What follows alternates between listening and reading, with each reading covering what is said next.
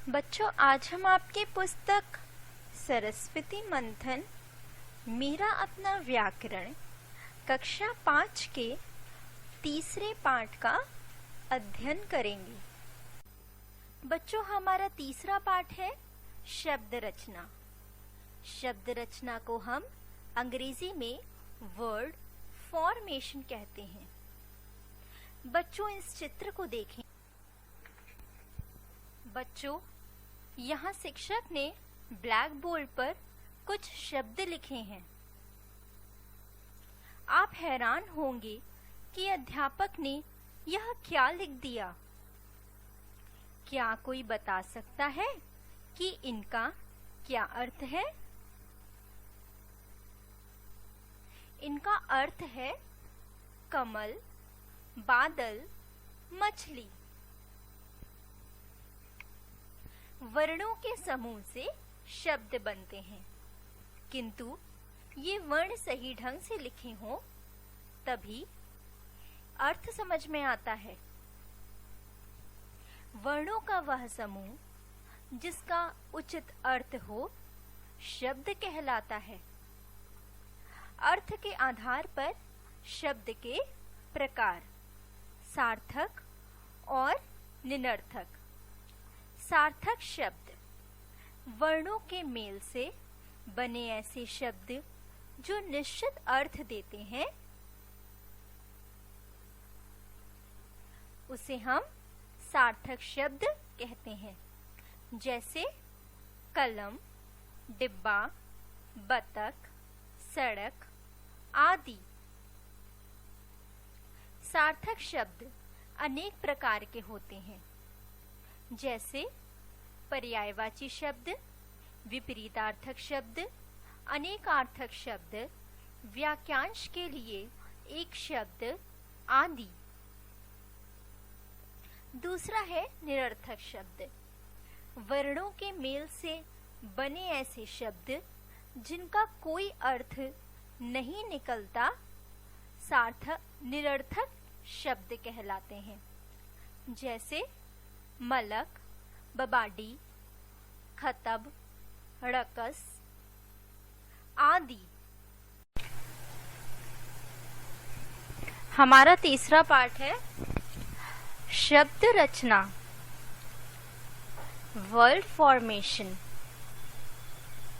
पिछली कक्षाओं में हमने पढ़ा कि वर्णों के सार्थक मेल से शब्द बनते हैं। जैसे देखिए और समझिए। इस चित्र को देखिए, यह चित्र मोरनी की है। इस दूसरे चित्र को देखिए, यह चित्र चिंपैंजी की है। ऊपर दिए गए चित्रों में हमें पता चलता है कि पहला चित्र मोरनी का है और दूसरा चित्र चिंपैंजी का है। इन दोनों ही शब्दों का अर्थ है, अर्थात ये सार्थक शब्द हैं।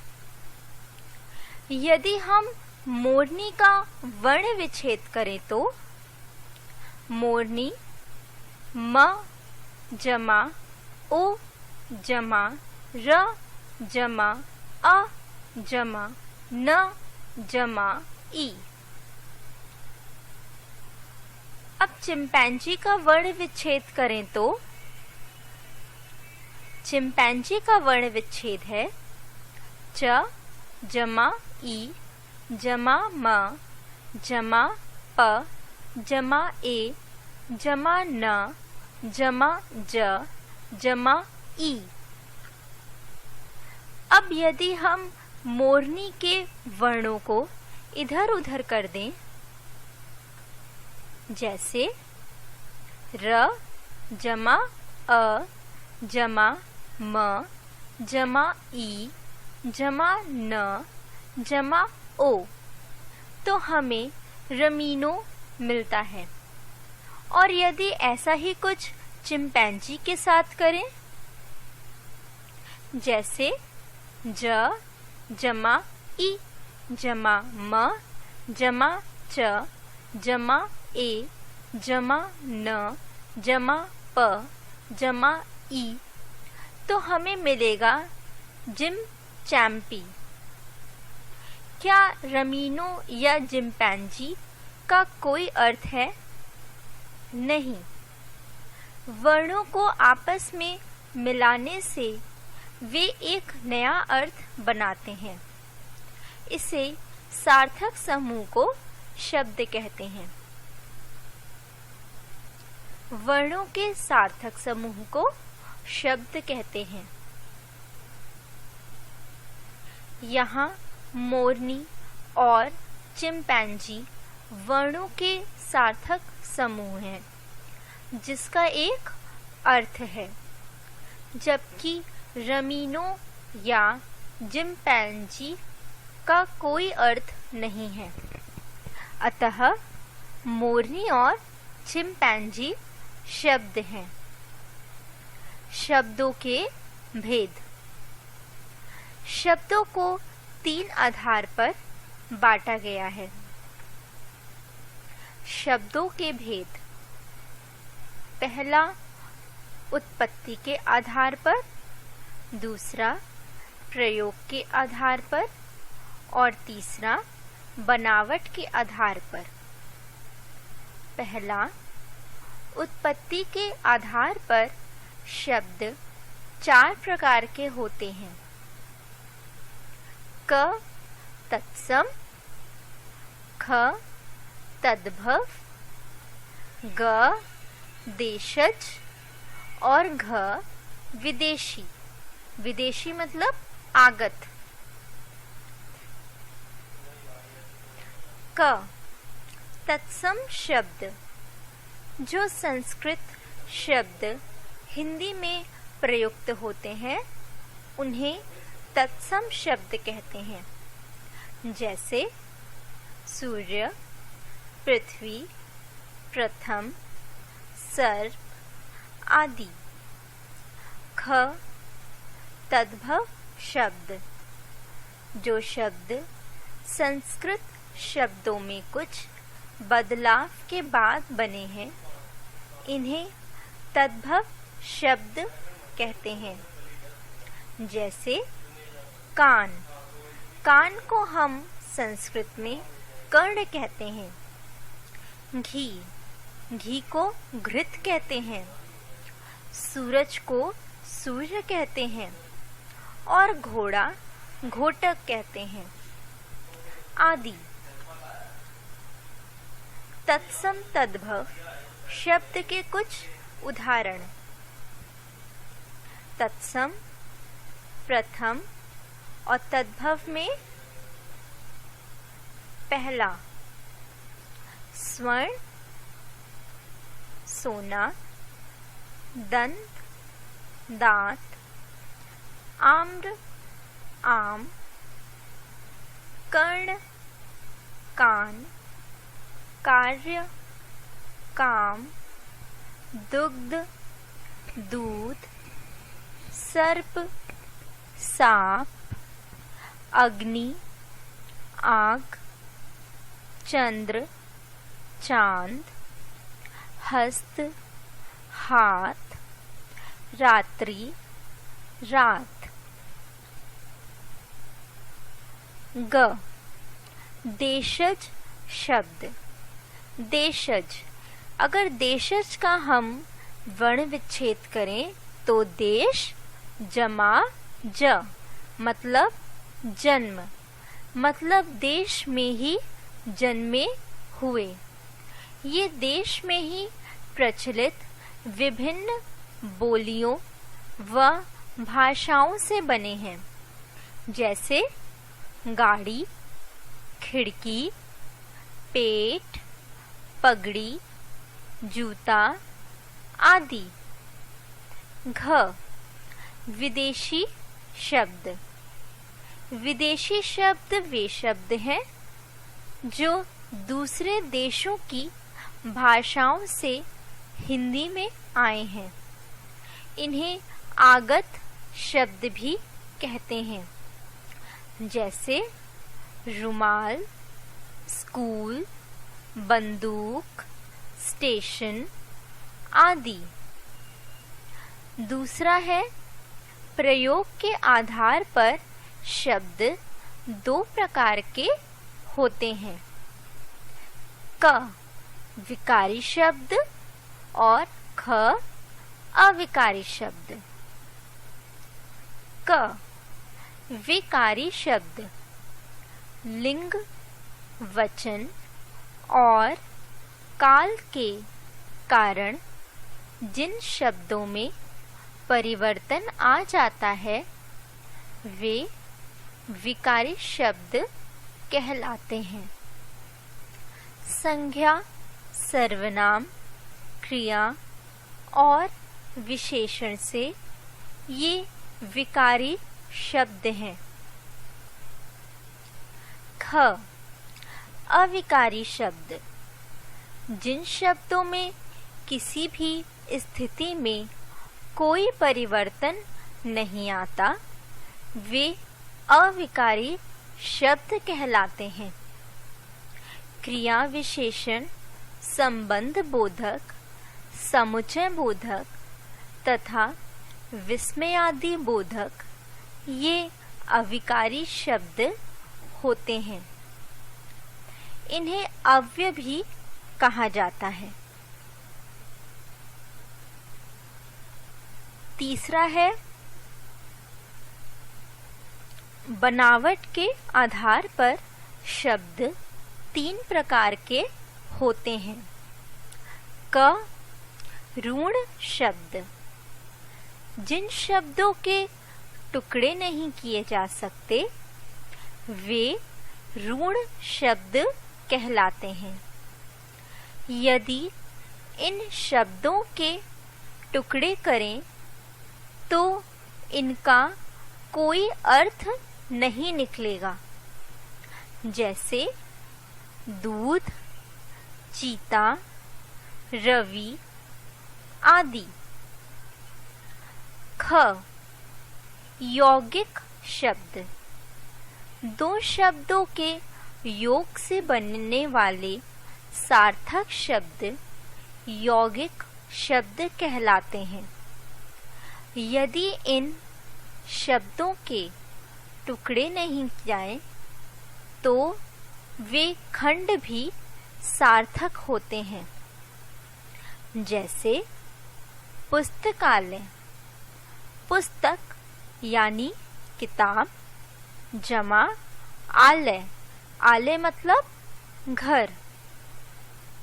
स्नान घर, स्नान मतलब नहाना, जमा घर, घर मतलब गृह। ग योग ऋण शब्द जो शब्द दो या दो से अधिक शब्दों के योग से बनते हैं और किसी विशेष अर्थ को प्रकट करते हैं वे योग ऋण शब्द कहलाते हैं। जैसे लंबोदर, लंबा जमा उदर मतलब लंबे उदर वाला अर्थात गणेश। दशानन, दशानन जमा आनन। इस दश आनन वाला अर्थात रावण। तो चलिए बच्चों हम देखते हैं कि हमने इस पाठ में क्या क्या सीखा है। वर्णों के सार्थक समूह को शब्द कहते हैं। शब्दों के तीन भेद होते हैं। पहला है उत्पत्ति के आधार पर, दूसरा है प्रयोग के आधार पर और तीसरा है बनावट के आधार पर। पहला उत्पत्ति के आधार पर चार भेद होते हैं। कौन कौन से? क तत्सम, ख तद्भव, ग देशज और घ विदेशी। दूसरा है प्रयोग के आधार पर दो भेद होते हैं। पहला क विकारी शब्द और ख अविकारी शब्द। तीसरा बनावट के आधार पर तीन भेद होते हैं। क ऋण शब्द, ख यौगिक शब्द और ग योग ऋण शब्द। लिंग, वचन और काल के कारण जिसमें परिवर्तन होता है वे विकारी शब्द होते हैं। जिन शब्दों में किसी भी स्थिति में कोई परिवर्तन ना हो वे अविकारी शब्द होते हैं। अभ्यास को हम अंग्रेजी में एक्सरसाइज कहते हैं। पाठ की समझ। पहला, नीचे दिए गए प्रश्नों के उत्तर लिखिए। क शब्द किसे कहते हैं? बच्चों, आप अपने पाठ को दोहराएं और याद करें कि शब्द किसे कहते हैं और सोचकर इसका उत्तर लिखें। शब्द उसे कहते हैं जहां वर्णों के सार्थक समूह के मेल से शब्द बनते हैं। ख विकारी और अविकारी शब्द में क्या अंतर है? बच्चों, विकारी शब्द वह होते हैं जब लिंग, वचन और काल के कारण जिसमें परिवर्तन होता है वे विकारी शब्द होते हैं। और अविकारी शब्द वह होते हैं जिन शब्दों में किसी भी स्थिति में कोई परिवर्तन ना हो वे अविकारी शब्द होते हैं। भाषा की समझ। दूसरा, नीचे दिए गए वर्णों से उचित शब्द बनाएं और वर्ण विच्छेद में साजिए। उदाहरण देखें। वर्ण ग, ल, ह, र। शब्द है गिलहरी। इसका वर्ण विच्छेद करें तो ग जमा ई जमा ल जमा अ जमा ह जमा र जमा ई। क वर्ण है स व ग त। इसका शब्द है स्वागत। इसका वर्ण विच्छेद करें तो स जमा व जमा अ जमा ग जमा अ जमा त जमा अ। ख वर्ण है म ह न। इसका शब्द होगा महान और अगर इसका वर्ण विच्छेद करें तो म जमा अ जमा ह जमा आ जमा न जमा अ। ग वर्ण है इसका र और म। इसका शब्द बनेगा राम और इसका वर्ण विच्छेद करें तो र जमा आ जमा म जमा अ। घ वर्ण दिया हुआ है इसमें न और ल। इसका शब्द बना नल, और इसका वर्ण विच्छेद करें तो न जमा अ जमा ल जमा अ।